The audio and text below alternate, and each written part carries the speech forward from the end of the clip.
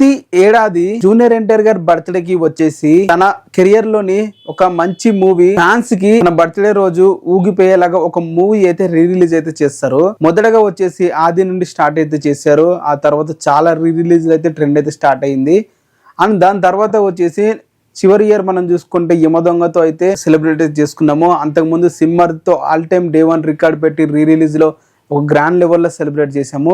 ఇప్పుడు జూనియర్ ఎన్టీఆర్ బర్త్డేకి ఇంకొక స్పెషల్ షో అయితే రెడీ అయితే అవుతుంది. మే 20న జూనియర్ ఎన్టీఆర్ బర్త్డే కానుకగా ఒక మూవీ అయితే రిలీజ్ చేయాలని చెప్పి అనుకుంటున్నారు.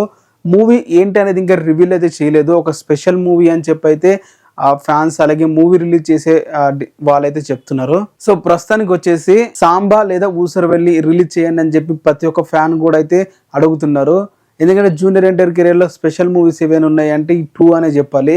టాక్ వైజ్ ఫ్లాప్ అయినా కూడా ఆ మూవీస్ వల్ల జూనియర్ ఎన్టీఆర్ ఫ్యాన్ బేస్ పెరిగింది తప్ప తగ్గలేదనే చెప్పాలి.